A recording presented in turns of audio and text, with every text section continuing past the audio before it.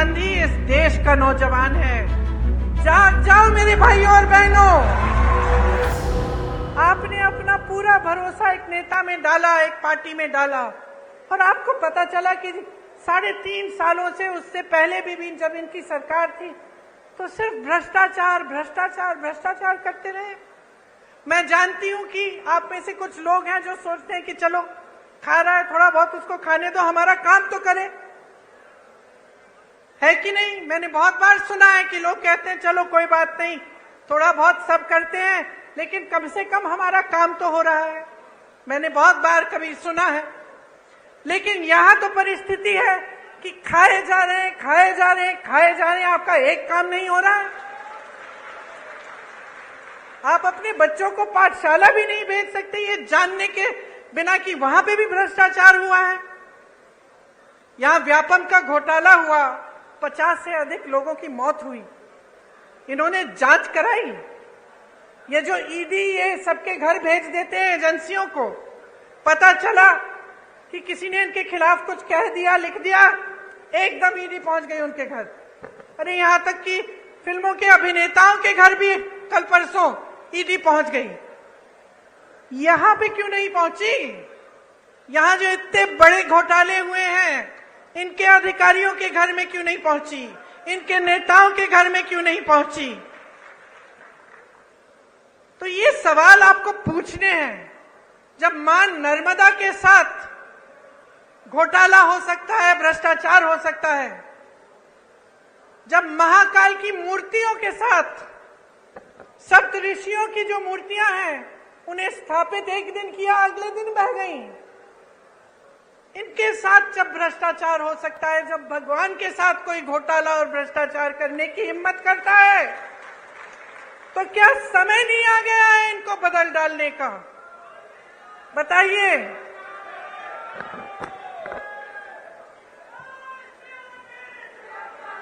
देखिए,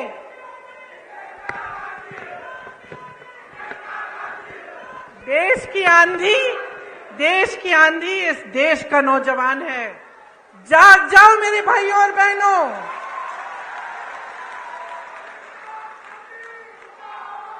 आपको बचाने के लिए कोई आंधी नहीं आ रही है, आप खुद को बचाइए। ये जो आपके साथ हो रहा है ये गलत है। जो रोज रोज आप जी रहे हैं, आप संघर्ष कर रहे हैं, ये गलत है। मेरे नौजवान भाइयों, आप फीस देते हैं ट्यूशन की? देते हैं कि नहीं? जब आपको भर्ती की परीक्षा भरनी पड़ती है, आप संघर्ष करते हैं कि नहीं? माता पिता आपके लिए खेती करते हैं, नौकरी करते हैं, संघर्ष करके आपके लिए पैसे इकट्ठे करते कि आपकी फीस भरेंगे कि नहीं? तो क्यों इनको आपने इतनी हिम्मत दे दी है कि जब आप परीक्षा देने जाते हैं तो बार बार उनकी भर्ती की परीक्षाओं में ये घोटाला करते हैं?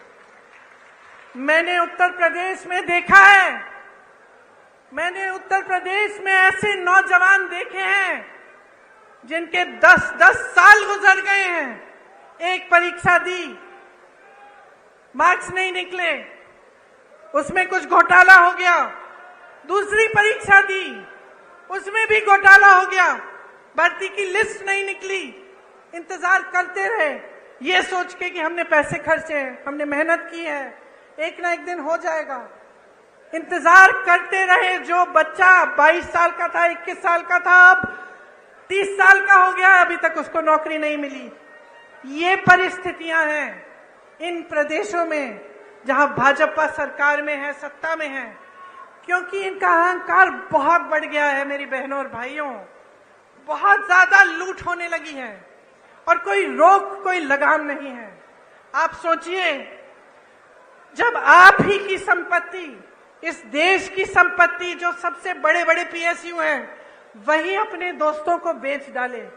जब यहाँ खड़े हुए जितने भी अधिकारी हैं, पुलिस वाले खड़े हैं, कर्मचारी हैं, इनको पुराना पेंशन नहीं मिलता। जब इसको देने का समय आता है तो आपको बताया जाता है कि पैसे नहीं हैं। तो अगर पैसे नहीं हैं तो अडानी जी के हजारों करोड़ लोन माफ कैसे हो रहे हैं? अगर किसान के कर्ज माफ नहीं हो सकते तो ये बड़े बड़े उद्योगपतियों के कर्ज माफ कैसे हो रहे हैं? ये सवाल आपको पूछना पड़ेगा, क्योंकि आप अगर ये सवाल नहीं पूछेंगे तो हमारी नहीं, इन सब नेताओं की नहीं, आप सबकी जिंदगी बर्बाद होगी।